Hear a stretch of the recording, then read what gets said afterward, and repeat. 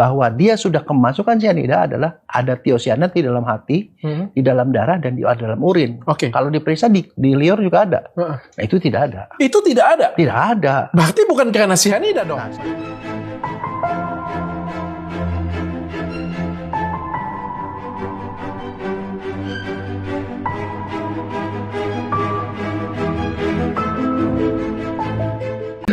Dok, ini kan dokter, waduh viral lagi nih dok. High School, gara-gara film High School. Aduh, itu sebenarnya lama, udah 2 tahun lalu tuh rekamannya. Tapi saya pengen ngobrol-ngobrol nih, ngasih edukasi juga untuk masyarakat. Ya. Ini waktu kejadian, kan Mirna kan kejadian minum kopi cyanida tersebut, katanya diduga cyanida ya dok ya? Ya. Dibawa ke rumah sakit, dan itu ketemunya dengan dokter Jaya langsung. Oh enggak. Dia waktu itu masih hidup, habis dari Olivia itu masih hidup. Dibawa ke rumah sakit Abdi Waluyo. Oke. Masuk UGD. Nah, itu masih hidup posisinya? Masih. Dia muntah-muntah, diambil sampel lambungnya sama dokternya. Dia meninggal. Terus dikasih surat kematian. Oh, meninggalnya di rumah sakit berarti? Iya. Oke. Nah, dibawa ke Darmais karena mau 3 hari disimpan. Oke. Mau disimpan 3 hari. Jadi ditaruh dah di rumah duka Darmais. Darmais ya, di Slipi. Nah, di situ saya itu dokter satu-satunya tuh yang melakukan pengawetan. Oke. Aturan dari dinas, kalau lebih dari satu hari, 24 jam, harus diformalin karena dia akan busuk dan bau. Oke. Itu aturan. Berarti di situ ketemu dengan dokter Jajanya? Jadi 2 jam setelah kematian. Berapa lama? 2 jam. Oh, 2 jam setelah kematian ketemu dengan dokter Jaya? Iya, karena mau formalin. Formalin. Nah, kan saya sebagai dokter, saya nanya dulu, kenapa nih matinya? Matinya karena habis minum kopi mati katanya. Oke. Jadi nggak ada cyanida-cyanidanya ini ya? Enggak. Baru kopi mati ya? Mati. Okay. Tapi ada yang, ya pokoknya saya nggak tahu siapa yang ngomong, pokoknya ada kedengar cyanida. Terus saya langsung bilang, karena itu kasus tidak wajar kan. Kita diajari di forensik, kalau mati tidak wajar harus diotopsi. Oke. Karena tanpa otopsi tidak ada sebab mati. Oke. Kan itu kan potensial kalau dia dibunuh orang misalnya kan bisa digali lagi. Makanya saya bilang harus otopsi. Nah, disitulah saya ketemu sama bapaknya Mirna. Dia bilang dia tidak mau otopsi. Dia bilang dia tidak mau otopsi. Nah, saya bilang saya tidak mau otopsi, saya tidak bisa formalin. Karena aturannya nggak boleh. Oh gitu? Nah, iya dong, kan urusan polisi dulu. Kebayang nggak kalau udah diformalin, terus kemudian diotopsi, itu kan pasti dokternya kan nangis, pastinya perih kan. Dan itu kan bisa mengubah, misalnya isi lambungnya, misalnya ada sedikit, terus tahu-tahu kemasukan formalin juga, jadi berubah dong kadarnya. Saya runut dulu ya, berarti dokter Jaya ketemu dengan almarhum Mirna, ini posisinya bukan sebagai dokter forensik yang diminta untuk otopsi. Bukan. Tapi dokter diminta untuk pemulas, untuk mengawetkan. Ya. Nah, pada waktu itu aturannya, kalau forensik itu mesti kasusnya forensik kayak tidak wajar gitu, saya harus kirim ke kasih tahu harus diotopsi. Setelah saya otopsi baru saya formalin seperti itu. Keluarganya nggak mau, bapaknya nggak mau. Habis itu ada polisi di situ.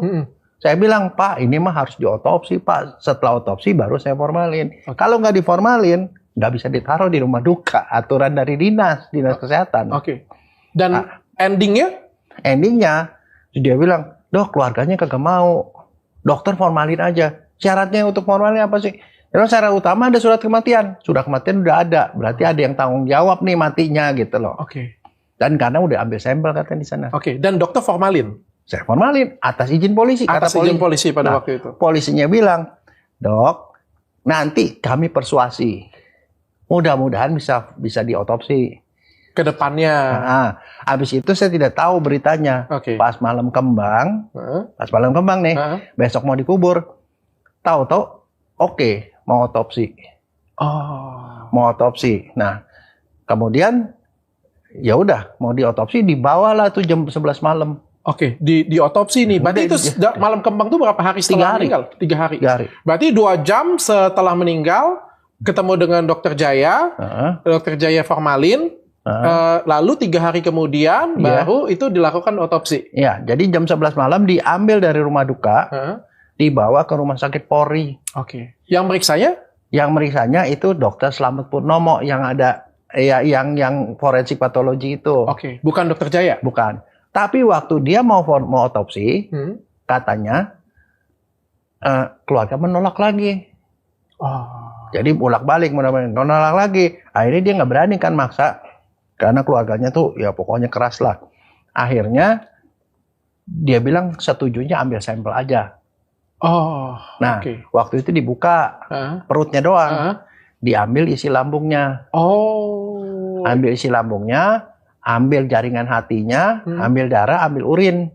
Udah, ditutup lagi. Nah, dikirim yang pertama racun dikirim ke puslapor. Hasilnya cyanida negatif.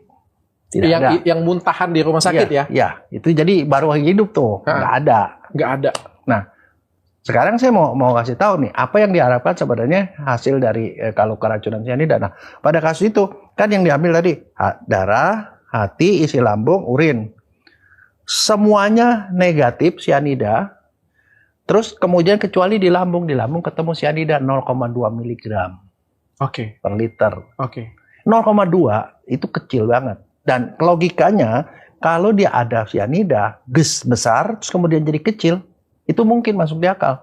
Tapi kalau tidak ada kemudian jadi ada, itu kan tanda tanya dari mana. Bisa juga karena pembusukan. Pembusukan bisa menghasilkan cyanida walaupun kondisinya kecil loh. Nah, sekarang yang diperiksa lagi setelah itu apa? Tiosianat. Nah, saya mungkin harus cerita dulu apa yang terjadi dengan cyanida kalau masuk ke lambung kamu ke orang. Cyanida itu masih bisa bikin orang mati kalau dia udah masuk ke darah.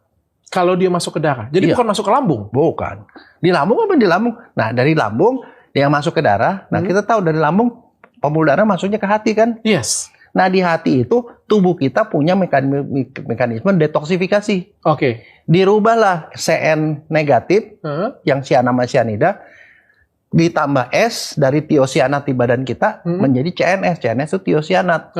Maka salah satu tanda bahwa dia sudah kemasukan cyanida adalah ada tiosianat di dalam hati, di dalam darah, dan di dalam urin. Kalau diperiksa di liur juga ada. Nah, itu tidak ada. Itu tidak ada? Tidak ada. Berarti bukan karena cyanida dong? Nah, saya cuma bilang, kalau saya sih, saya ini dokter mayat loh, bukan dokter gelas ya.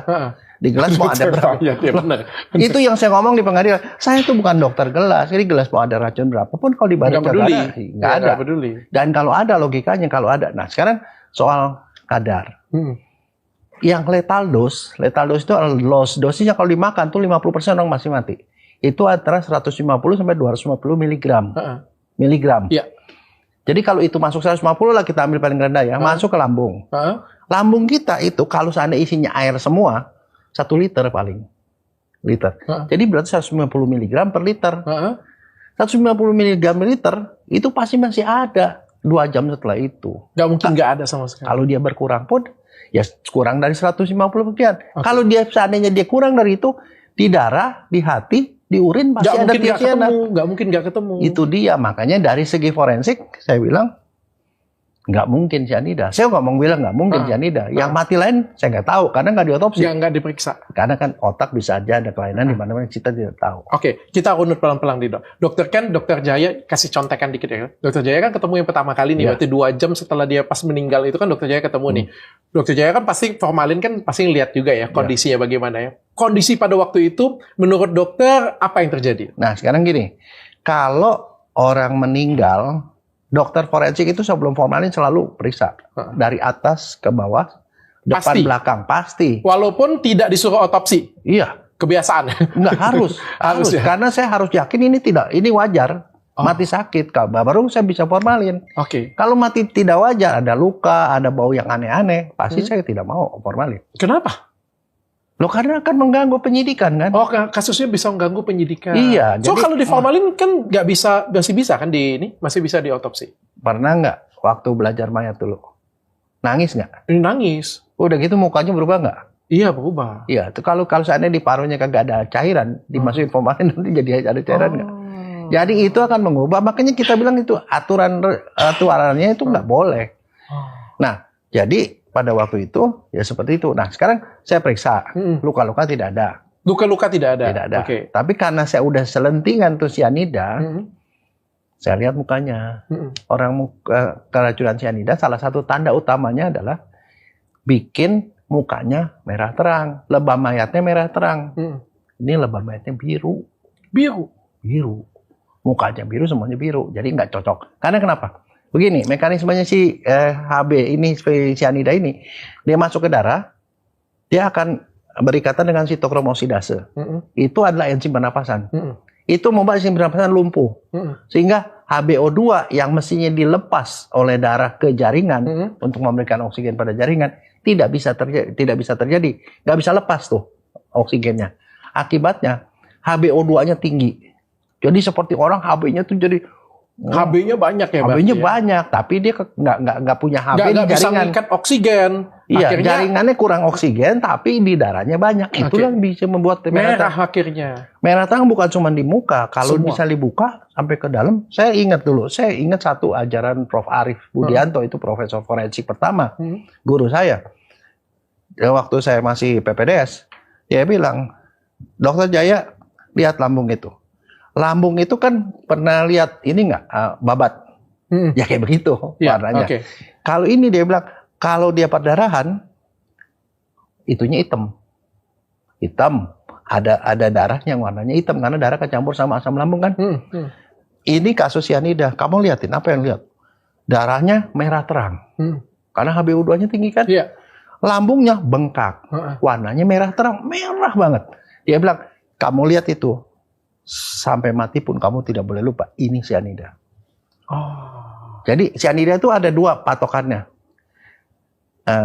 Kalau dia ada 1 miligram per liter aja, 84% orang Indonesia itu bisa nyium.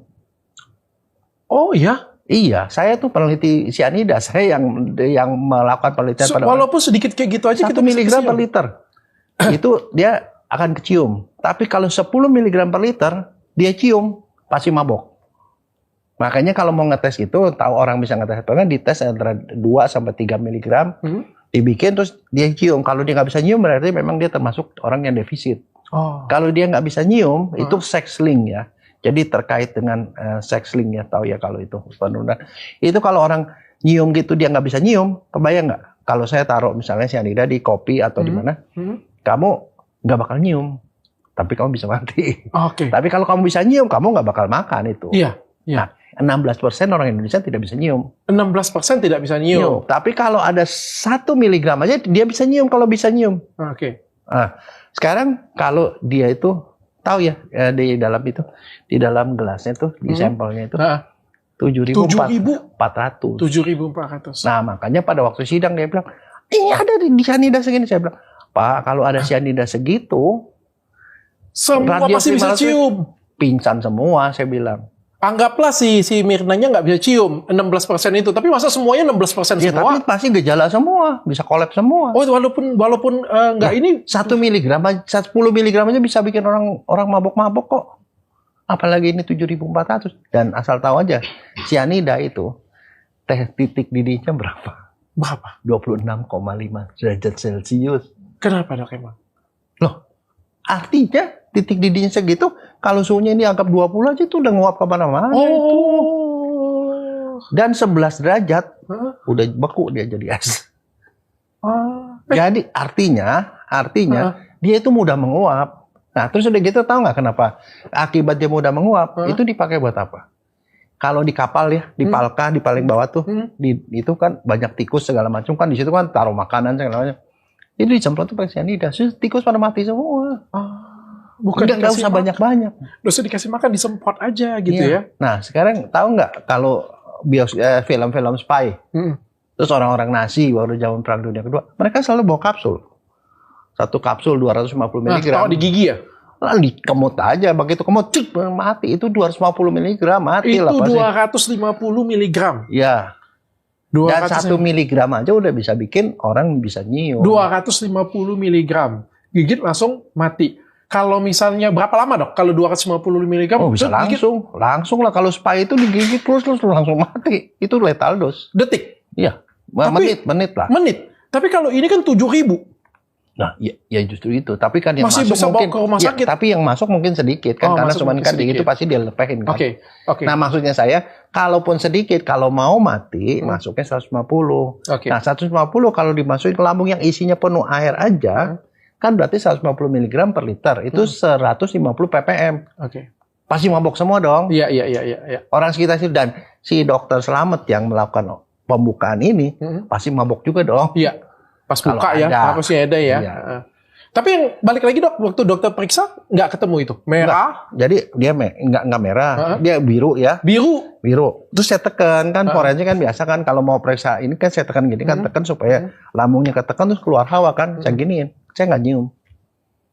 Nggak nyium sama sekali. Saya nih ya, saya kan dosen sianida selama 30 tahun. Dosen sianida. Nggak, kalau saya nggak di mahasiswa lagi otopsi, saya masuk kamar otopsi sianida tuh saya bilang. Atas dasar apa dokter berani ngomong dokter sianida? Cium. Karena baunya itu. Dokter pernah melihat sianida itu sendiri? Oh saya penelitinya, saya yang neliti. Ampun bos. Saya yang neliti. Dokter yang menelitinya, berarti sianida pernah lihat orang mati selain Mirna yang di luar sana yang mati karena sianida juga pernah lihat secara langsung juga ya.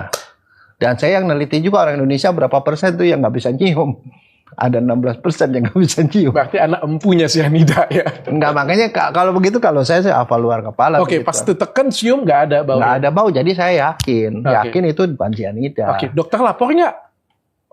Apa? Ke penyidik atau kemana gitu? Gara-gara itu saya dipanggil sama polisi di BAP. Semua di BAP itu orang kamar jenazah di BAP. Terus saya di BAP. Di BAP kenapa katanya dokter melakukan formalin? Saya bilang ke ceritanya. Jadi saya nggak bisa disalahkan kan, surat kematian ada, polisi yang nyuruh, aturan dari dinas, udah dong. Dan saya bilang saya berani kerjain karena saya nggak nyium apa-apa. Nah, udah akhirnya karena nggak nyium apa-apa, ya udahlah. Nah, saya bilang dia mau salahin saya nggak bisa. Tapi itu masuk di dalam berkas nih, berkasnya Mirna segini nih, tebalnya itu yang ada di itu di bagian itu kesaksian saya ada. Nah, semua orang yang dipanggil sebagai di BAP dipanggil ke pengadilan, kecuali saya. Saya dipanggil sama jaksa. Kan mestinya kan untuk menguatkan itu dipanggil saya. Nah sekarang gini ya, orang kematian, orang mati. Yang ahlinya siapa sih? Dokter kan? Iya. Nah, jadi kesaksian dokter mestinya utama. Karena itu namanya saintifik kan. Yang mati nih orang, ya mesti diomongin orang yang melakukan pemeriksaan dong. Iya. Si dokter selamat tuh di BAP.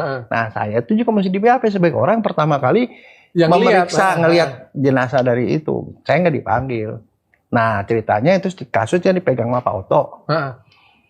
Berkas gini, dia baca itu satu-satu. Si Pak Oto kan bukannya tipe pengacara yang ada gitu, dia serahkan anak buahnya. Enggak, dia baca, pergi ke satu tempat, dia baca satu persatu. Ini kok nggak dihadirkan? Cari orang ini. Saya dicari, dihubungin sama Pak Oto. Sebenarnya dokter saya udah baca, tapi sebenarnya yang dokter temukan apa gitu? Loh, kalau gitu dia nggak salah dong. Itu dia ngomong. Itu dia nggak salah dong. Dia bukan sianida. Bukan yakin, saya sangat yakin karena saya itu bisa nyium sianida. Saya bilang, saya yakin ini bukan sianida. Dan satu lagi ada dogma di forensik. Kalau ada orang mati tidak wajar, kalau nggak diotopsi tidak ada sebab mati. Kalau tidak diotopsi tidak ada sebab mati. Iya, karena tidak kemungkinan semua. Iya, semua mungkin. Kalau dia tidak semuanya mungkin, berarti tidak ada tersangka. Makanya Pak Oto yakin, ini pasti nggak ini, karena tanda-tanda dari luar nggak ada, di dalam pun nggak ada. Nah, masalahnya kemudian gini, dokter selamat kan dipanggil ke pengadilan.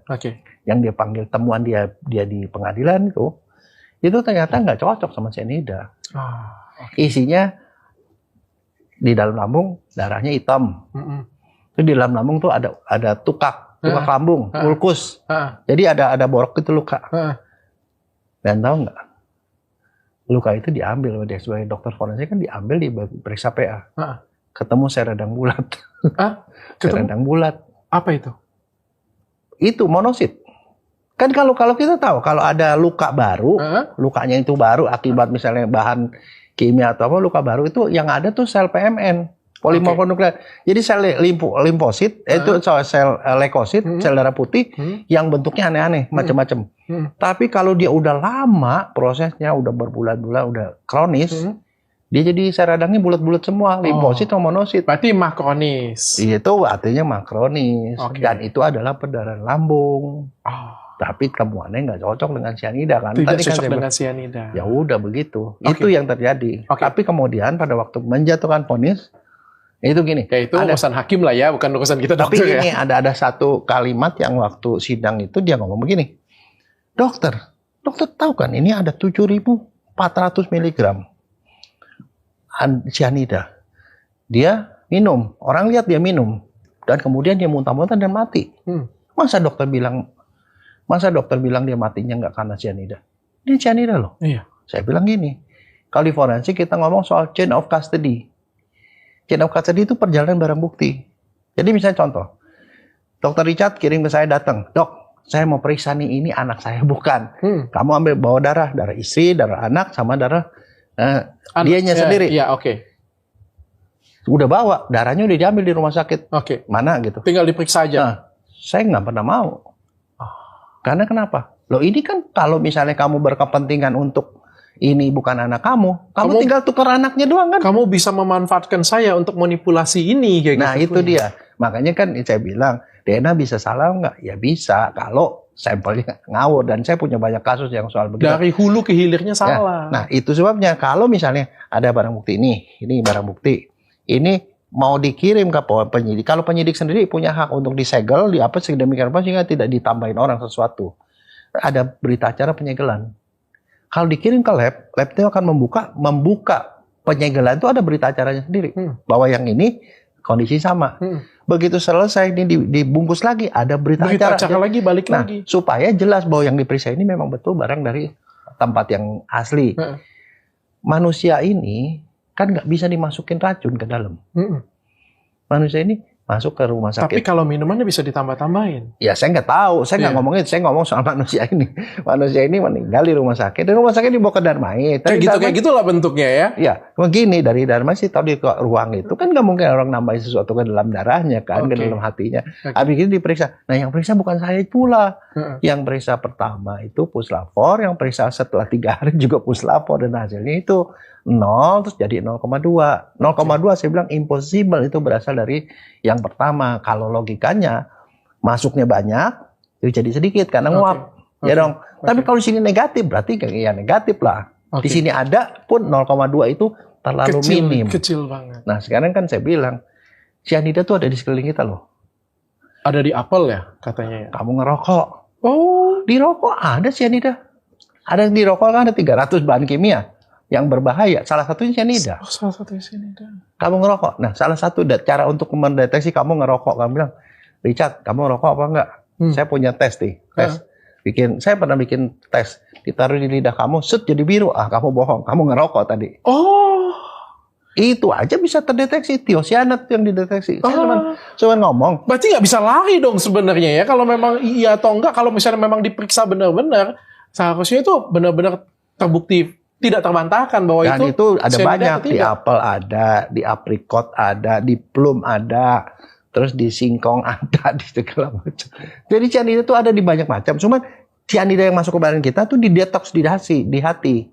Kalau masuknya kebanyakan, hati nggak sanggup mendetoks, yang lebihnya itu yang bikin kita mati. Makanya kalau udah masuk ke dalam tubuh, pasti udah ada detoks. Ada detoks pasti ada thiocyanate. Kalau nggak ada thiocyanate itu tidak mungkin. Tidak ada yang masuk. Dan dokter tidak mau periksa manapun, kita periksanya cuma pasiennya. Makanya Pak dokter tanya, kenapa dokter bilang ini tidak mati? Karena ini kan dia cyanida banyak. Saya bilang ini, mohon maaf Pak, saya ini dokter. Dokter itu periksa mayat. Otopsi mayat bukan otopsi gelas. Saya bilang. itu yang bikin. Nah, saya cuma ngomong gitu. Saya sih nggak mau tahu ya, itu mau cerita macam-macam. Itu urusan polisi lah ya. Iya, tapi ya kalau menurut saya, ya begitu dari segi saya. Saya nggak bisa ngomong lain. Ya makanya ya ngomong gitu ya saya katakan dengan gitu. Dok, dari pengalaman dokter ini pastinya pengalaman dokter tinggi sekali kan. Walaupun dokter mungkin cuma periksa sebentar pada waktu 2 jam setelah beliau meninggal, bolak-balik kayak gitu punya. Ini kan tidak ada penyidikan dok ya. Kalau tidak penyidikan kan kita bebas kan spekulasi apapun ya. Menurut pengalaman dokter saja, kemungkinan apa sih meninggalnya karena apa? Kemungkinan.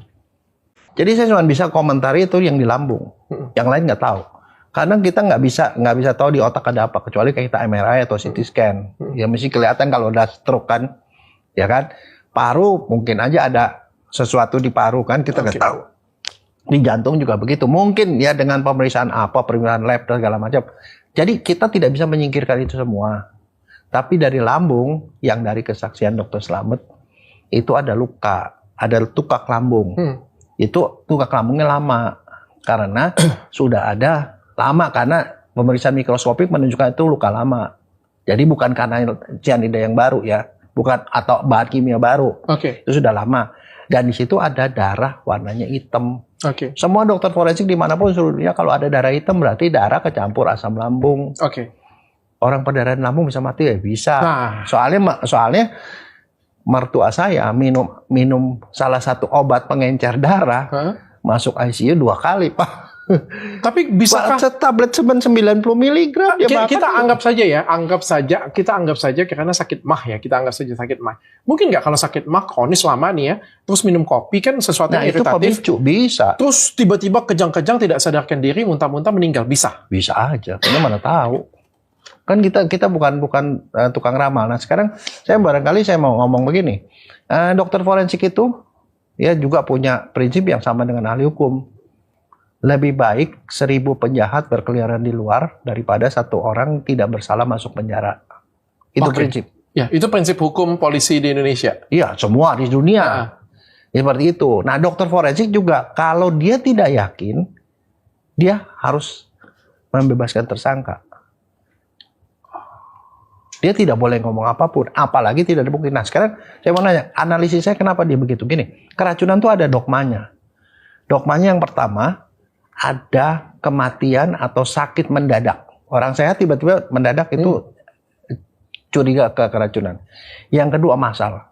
Kalau ada misalnya cuma orang ikut pesta, ada 30 orang muntah-muntah semua, itu masalah. Tapi masalah itu tidak merupakan suatu yang mutlak. Ketiga, ada kontak dengan bahan racun. Ya mungkin itu ada kontak, di sini ada racun, dia masuk, ada kontak. Terus ada gejala yang sesuai. Nah gejala yang sesuai ini pada kasus ini tidak ada kan, tadi kan saya bilang tidak sesuai. Kemudian yang paling utama yang nomor 5, apa? Ketemunya racun dan metabolit di dalam tubuh. Kalau itu tidak ada, no case. Tidak mungkin keracunan. Iya. Harusnya pasti di metabolisme kan, pasti di metabolisme. Ya, dan pasti ada sisa racunnya di dalam. Lah apa buktinya bahwa dia keracunan kalau racun? Kalau nggak ketemu berarti mungkin dia minum racun itu tapi matinya bukan karena racun itu. Iya, dan itu kalau racun ketemu pun kita harus tahu itu mencukupi nggak dosisnya untuk mematikan. Saya jadi kebayang bisa juga kayak gini dong. Ini ada racun nih, ini jelas racun nih. Saya minum kan sering tuh, minumnya buka-buka minum. Sial ya saya nih, tiba-tiba saya mati nih. Padahal bukan karena minum racun ini. Terus yang ngasih racun yang disalahin kan kayak gitu, ya kan? Padahal cuma tempel aja pun juga bisa seperti itu ya. Artinya kita ngecek diracunin atau tidak itu bukan karena racunnya di sini, tapi dalam tubuh kita adakah racunnya? Nah itu logikanya begitu. Kalau menurut saya semestinya kayak gitu. Dan semua yang saya omongin kesaksian saya itu disingkirkan pada waktu pembacaan putusan. Karena gini, di Indonesia tuh prinsipnya hakim bukti-bukti boleh diinin, tapi nanti soal keyakinan hakim. Kalau hakimnya nggak yakin, dia punya hak untuk menyingkirkan. Itu dia. Dia punya hak menyingkirkan, jadi terserahnya dia gitu loh. Nah itulah yang buat beberapa orang, kok orang mati, kok kesaksian dokter malah nggak dipakai gitu kon. Yang dipakai kesaksian ahli-ahli yang cangkir, ahli toksikologi. Itu namanya circumstantial evidence. Circumstantial evidence itu adalah bukti yang paling lemah. Karena artinya gini, misalnya contoh ya, ada orang, kamu dituduh membunuh orang ya. Terus nggak bisa nih mencari bukti bahwa ada lihat kamu nusuk dia. Tapi buktinya adalah seminggu sebelum dia mati, kamu bertengkar sama orang itu, sama korban. Bukti tidak langsung. Itu. Kemudian 1 hari sebelum terjadi pembunuhan dengan pisau nih ya, orang ngelihat kamu kasih pisau. Kemudian setelah terjadinya kematian, orang lihat kamu terakhir kali jalan sama korban. Pada waktu setelah kematian, orang ngelihat kamu lagi nyuci dan air cucian kamu merah warnanya. Nah, itu dirangkai, menghubung-hubungkan. Itu dijadiin bukti untuk memvonis bahwa kamu yang bunuh dia dengan itu. Kebayang nggak? Iya. Nah, itu adalah circumstantial evidence. Padahal harus diperiksanya orangnya ya harusnya. Ya. Kalaupun itu punya nilai buktinya tuh kalau di dalam hukum namanya petunjuk. Bukti petunjuk, bukan petunjuk langsung, bukan langsung ya, bukan bukti langsung ya dok ya. Dok, kita mau tanya tentang otopsi nih sekarang nih, supaya masyarakat juga tahu nih. Yang itu memang kalau misalnya kejadian meninggal tidak wajar, itu boleh nggak diotopsi dok? Tidak.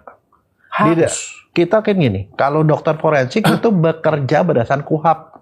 Selama KUHP nggak dirubah itu tidak akan ini. Jadi KUHP itu ada pasal 133. Di situ dinyatakan dalam hal penyidik ya, menangani korban baik luka, keracunan ataupun mati.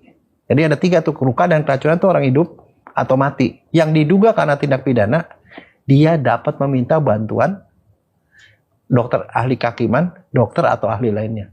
Artinya dia mesti minta dokter forensik, kalau nggak ada dokter forensik, dokter dan ahli lainnya, ahli lain termasuk ahli racun dan lain-lain gitu. Nah itu ada di situ dan itu adalah kewajiban hukum. Wajib. Bahkan ada instruksi Kapolri menyatakan kalau kasusnya tidak wajar harus diotopsi. Kalau misalnya keluarga pasien menolak? Nah sekarang saya mau nanya, sering nonton film kriminal nggak? Conan. Iya, tapi yang tersangka utama orang paling dekat kan? Iya. Suami, istri, anak dan segala macam itu pasti deket tuh lingkaran itu. Kalau nggak ada, kalau saya begini, saya nggak mungkin membunuh kamu kalau saya nggak kenal kamu. Kalau saya bunuh kamu, kalau saya nggak kenal kamu, itu namanya teroris. Makanya harus diperiksa. Justru kalau misalnya tidak boleh diperiksa kayak gitu, punya kita mencurigakan orang-orang terdekat justru. Bahkan di dalam KUHP ya, KUHP hukum pidana itu ada pasal 222. Barang siapa menghalangi pemeriksaan itu bisa dipenjara 9 bulan. Berarti kalau titah polisi itu otopsi nggak ada alasan. Iya, makanya kan waktu itu kan saya argumen sama polisi, Pak, ini kekuasaan Bapak. Kalau Bapak bilang otopsi, dokter forensik pasti otopsi. Kalau Bapak bilang enggak, ya enggak lah.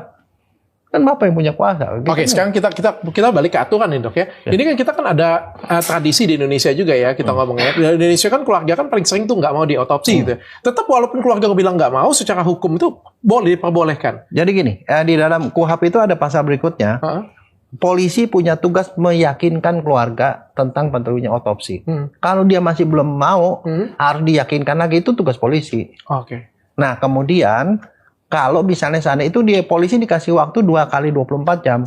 Jadi mayat dikasih ke dokter forensik. Dokter forensik cuma periksa luar, itu haknya dia periksa luar. Nggak boleh periksa dalam, walaupun mintanya otopsi.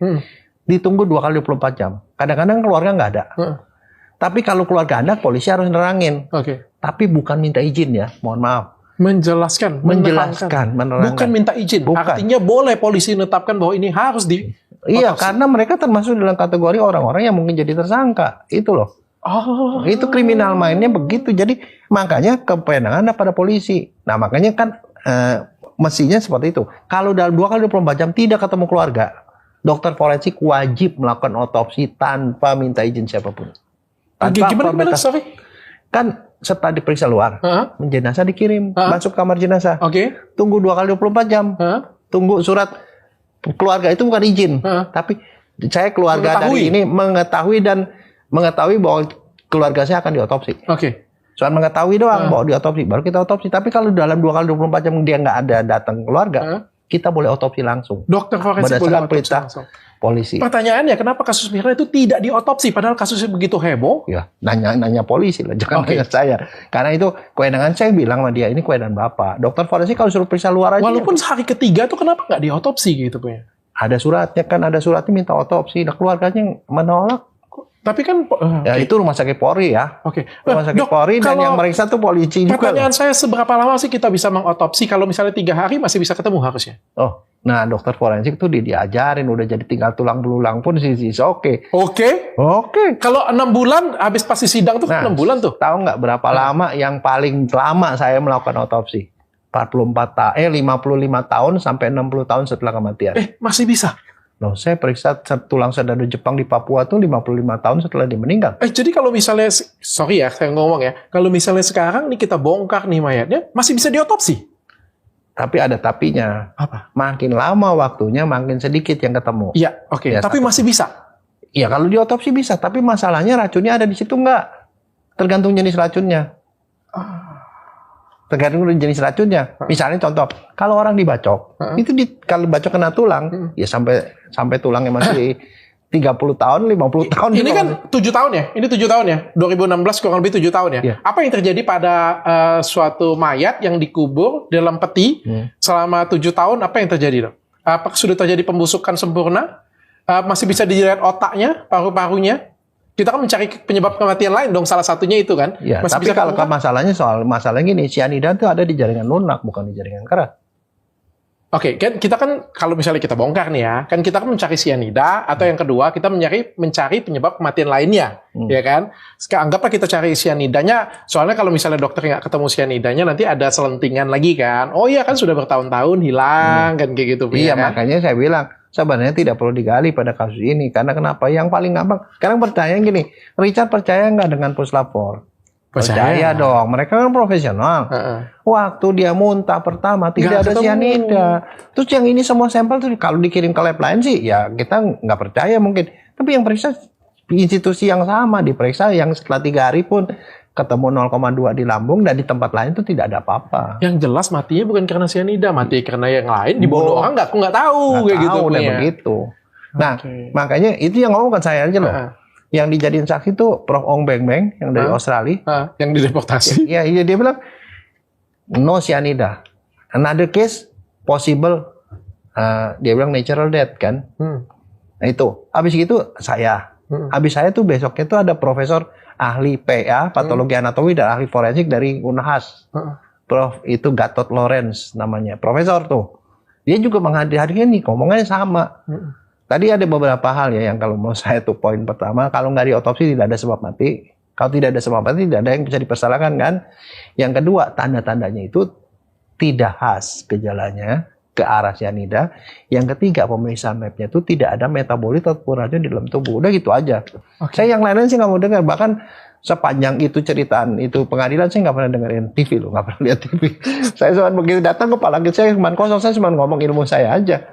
Kan kita sesuai dengan batasan kita saja ya. Iya, saya cuma ngomong gitu. Tapi kalau misalnya kita bongkar 7 tahun itu sebenarnya masih bisa dicek keadaan paru-paru, otak dan lain sebagainya masih bisa. Iya, kalau masih ada jaringan ya. Kita mana tahu. Kan itu kan tergantung dari kondisi di bawah. Tapi 55 tahun aja itu masih bisa di ini ya. Tulang. Otopsi ya? Tulang belulang. Jadi waktu itu saya masih ketemu, oh ini orang ini ditembak di berdarah di sini masih kelihatan itu ada darah masih hitam di situ di tulangnya. Oke.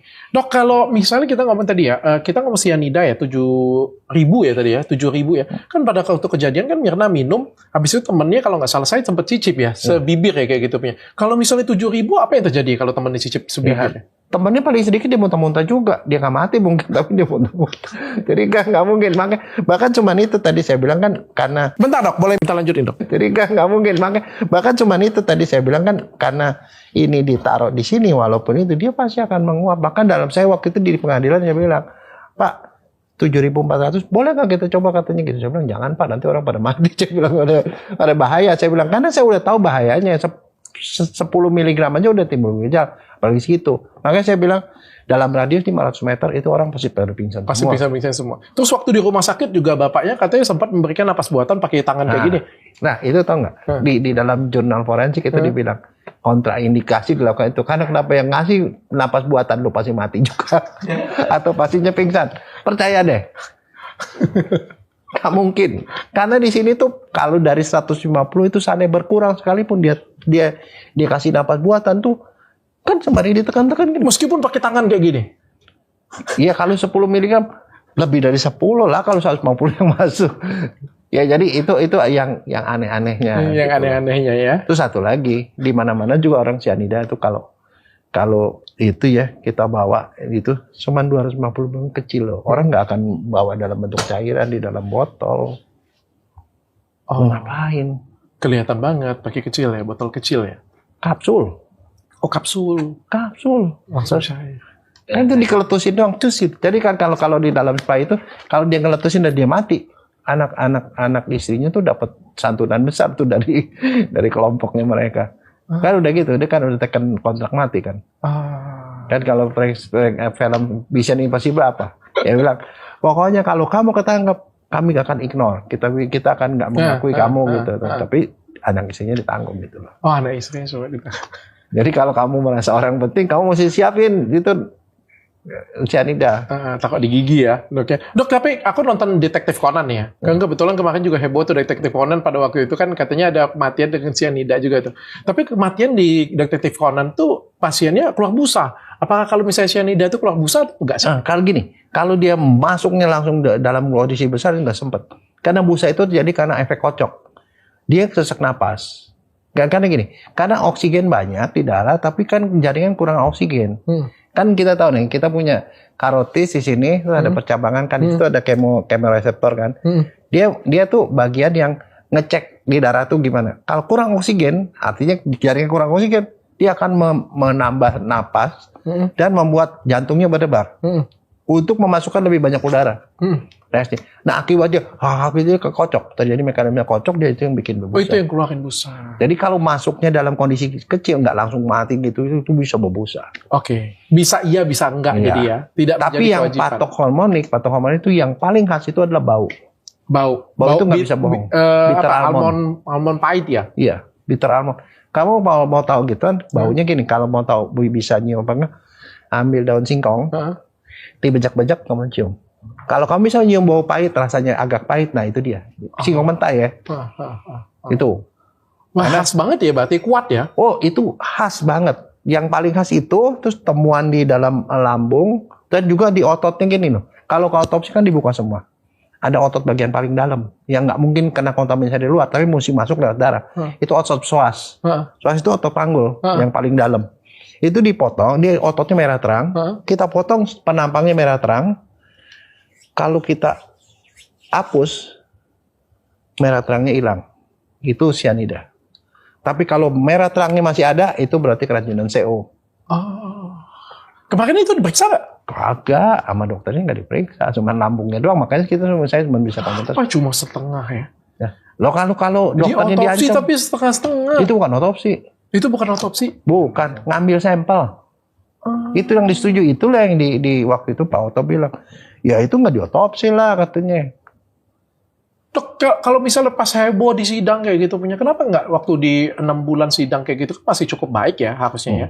Diperiksa gitu masih bisa nggak? Enggak, mereka berkeras dengan tadi logikanya dia.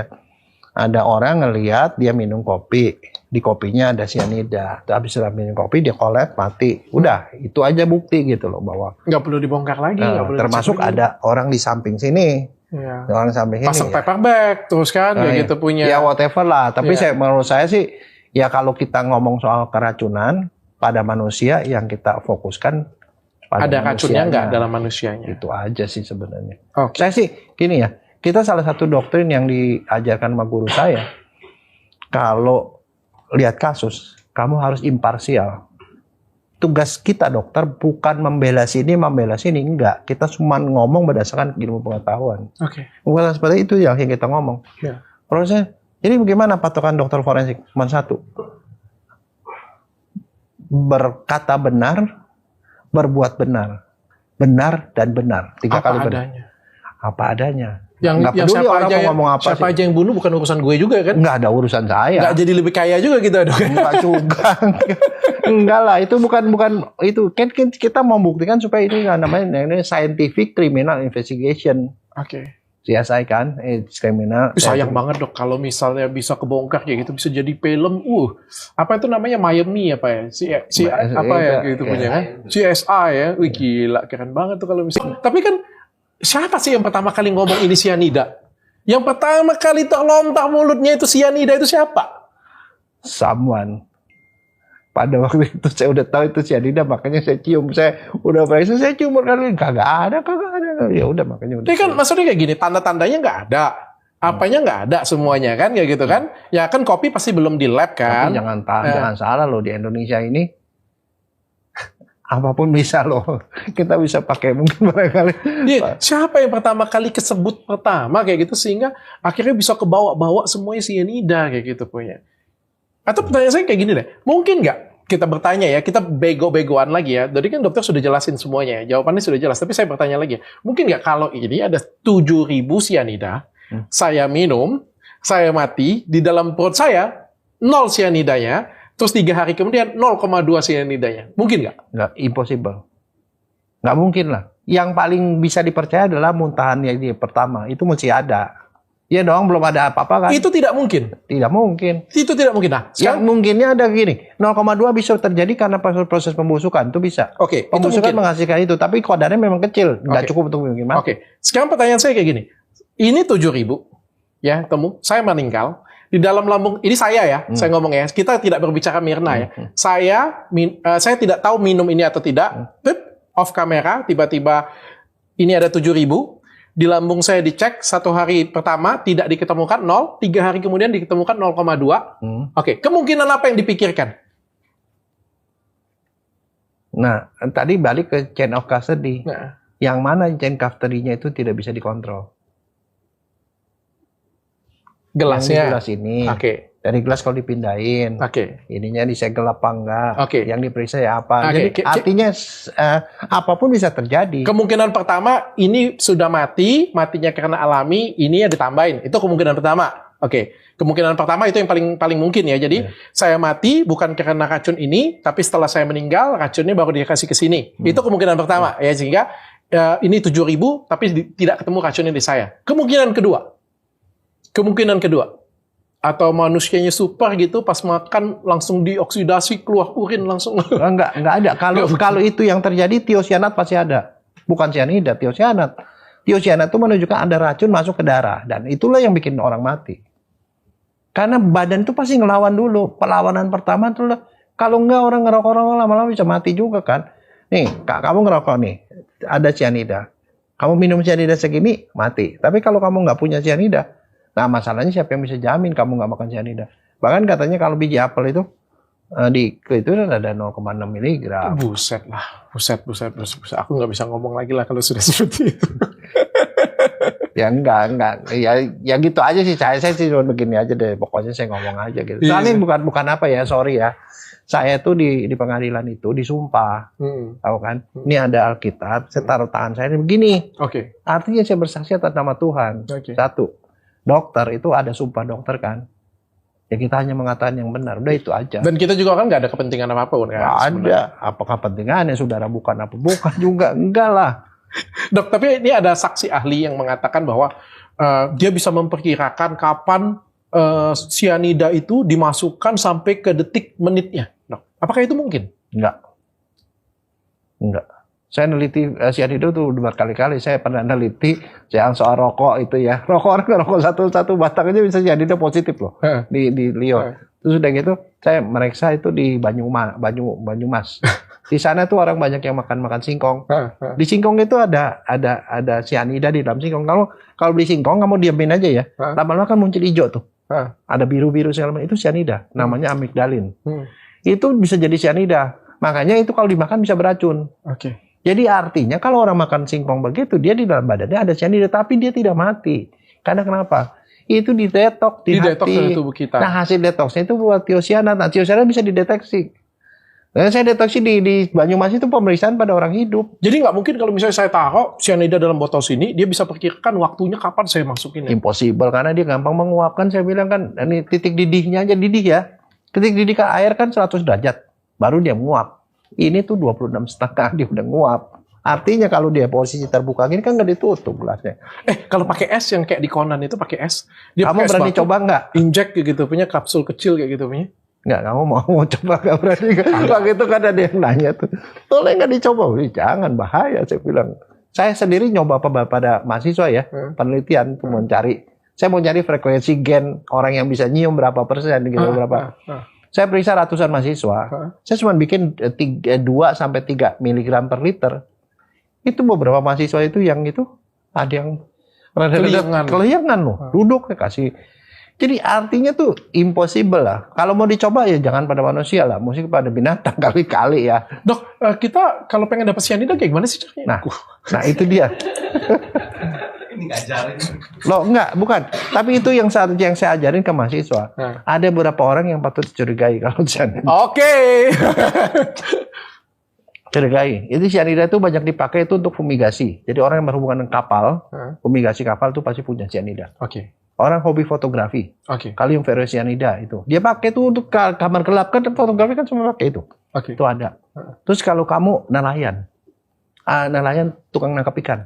Kamu tahu kalau mau nangkap ikan tuh di Indonesia tuh kalau ikan hias itu kan di karang-karang.